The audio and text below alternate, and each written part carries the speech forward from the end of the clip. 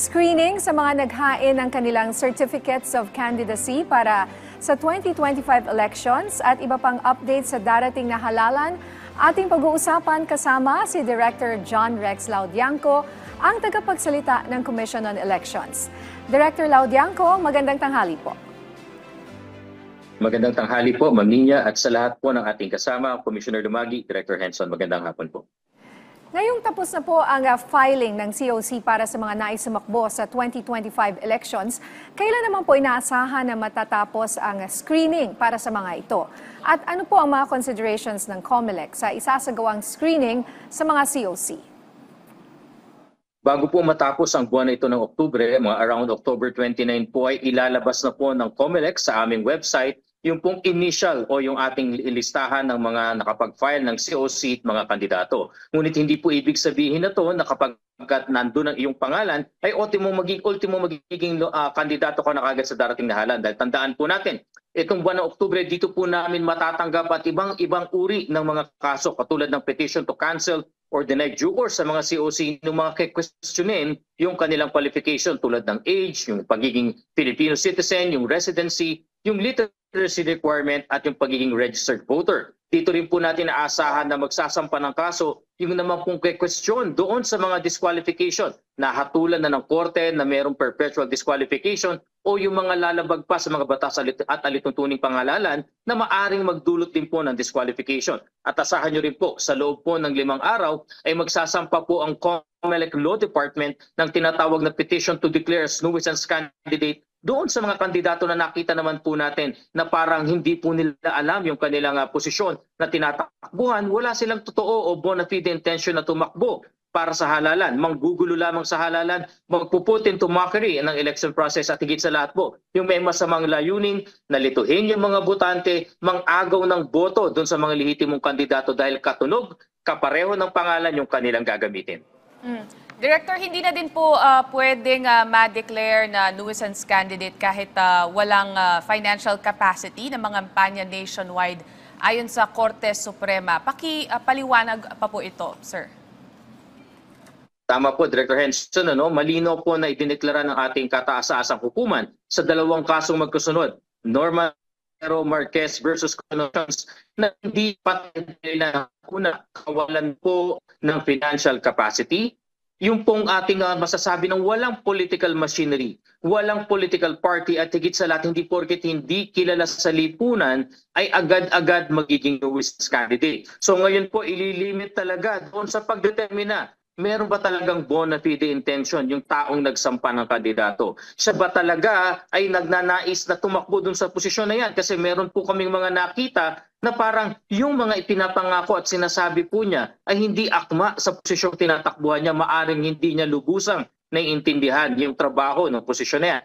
Lastly, yung nabanggit ko nga po, yung isang masamang uri ng nuisance candidate na talagang mangguglo, put into mockery the election process, yung gusto lang magpasikat at gustong mangagaw ng boto. Director, gaano po kalaki ang bilang sa kabuuan ng naghain ng kanilang COC para sa darating na halalan? And specifically, ilang senatorial candidates po ang naghain maging sa party list? Opo. Dito po sa ating ngayon as is, natanggap po natin ay 184 certificates of candidacy para sa senador. Pinakamataas po ito in recent years dahil noong 2019 po ang na-receive lamang namin ay 153. Para sa 2022 elections ang na-receive po namin ay 176 at kita niyo po ngayon 184. Pinakamataas po ito na bilang ng COCs na natanggap. Para naman po sa party list, ang natanggap po natin ngayon ay 190 certificates of nomination and acceptance. Compared po doon sa mga nakaraang halalan, medyo bumaba po ito ng konti dahil noong 2022 national and local elections, 270 po ang concans na tinanggap natin. Sa kabuuan po, para sa 18,280 elective positions para sa May 2025 elections. Meron po tayong problema sa komunikasyon kay Director Laudianco, naputol po siya. Pero nalaman natin na ito pala yung pinakamaraming senatorial aspirants. At kumonte naman ang sa party mga party lists. lists. Yes. Okay, may rekomendasyon din daw ang Philippine National Police na ano ba to? Okay. Mamaya, balikan po natin si Attorney Rex. Pero kayo po ba ay naisip nyo na kung sino iboboto nyo sa election? Wala pa, madaming Ang dami, kandidato I'm ngayon. confused. Oo. Kailangan pang Busisiin. mag-research kung ano talaga ang Oo. kanilang mga kani-kaniyang advokasya. At saka hindi basta-basta tayo dapat naniniwala sa mga nakapost lang sa mga social media. That's right. Nang hindi bine-verify itong mga information. Ilang kaya yung magiging final candidates, no? Oo. Candidates tuloy, ano? candidates Candidates for senator. Especially maraming doon sa Supreme Court decision nga, no? So baka mas marami-rami ang kalalabasan na candidates ngayon dahil pinagbawal disqualify based dun sa mga rason na yon Oo na nga, na-mention no? kanina. Okay, well, balikan natin sana, mabalikan natin si Attorney Rex. Andyan na po ba siya? Attorney Rex, you're back? Magandang hapon po muli, Ma'am Nina. Pinag-uusapan namin doon sa sinabi niyo pong 180 plus na candidates for senator. Ilan kaya ang posibleng magiging kandidato in the final list?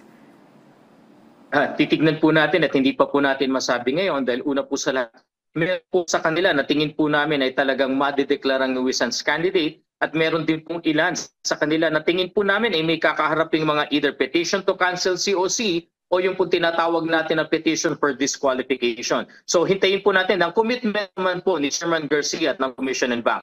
Lahat ng kaso na matatanggap namin ay re-resolbahin itong buwan na ito ng Oktubre sa division level. At kung sakali man po na may aapila pa sa Commission and Bank by motion for reconsideration, tatapusin po ito ng Nobyembre. Nang sa gayon po, by December, final na po ang listahan natin ng mga kandidato. Yung hindi makakakuha ng temporary restraining order mula sa Supreme Court ay na po namin tatanggal sa listahan at makapag-iimprenta na po tayo ng balota. Last time po ba, ilan po ba yung mga senatorial candidates po natin? Attorney? Opo, inaasahan nga po natin na mababawasan pa po yung 184. Ang sisiguraduhin po ng COMELEC na lahat ng nuisance candidate matatanggal natin. Yung mga talagang issue sa qualification at may issue tungkol sa pag-possess ng disqualification ay matatanggal na po natin. At sinasabi nga po namin, ang tangi na lang po makakapigil dun sa mga pag-execute ng COMELEC ng kanilang decision ay ang ating TRO mula sa Supreme Court. At nakikita naman po natin, base sa experience namin, kapag may kaso naman po naiakyat sa Korte Suprema, ay mabilis ang aksyon ng ating Supreme Court at in time. Ngayon po ay ina-update din po natin ang ating Supreme Court para naman po malaman nila ano ang timelines ng COMELEC nang sa gayon po makapaghanda rin ng sapat ang ating kataas-taasang hukuman. Hingi na din po kami, sir, ng update sa isinampang material misrepresentation case ng COMELEC laban kay dating Bamban Tarlac Mayor Alice Guo. Ano po ang latest tungkol dito? Opo, naglabas na nga po ng resolution ng COMELEC na tuluyan na pong dinesisyonan na inada pong recommendation ng COMELEC Law Department na magsampa ng kasong material misrepresentation laban kay former Mayor Alice Guo. Ito po ay dahil sa pagsisinungaling doon po sa kanyang COC na alam naman po natin ay sinumpaan. Asahan po ang pagsasampa ng kasong ito sa korte pag ito pong resolution ng COMELEC ay naging final and executory. Maari pa po kasing humingi ng motion for reconsideration ang kampo po ni former Mayor Alice Guo dito po sa Commission and Bank. Dahil nga po ito ay isang parte ng due process, so asahan niyo po ang aming pag-update ng mga kaganapan dito.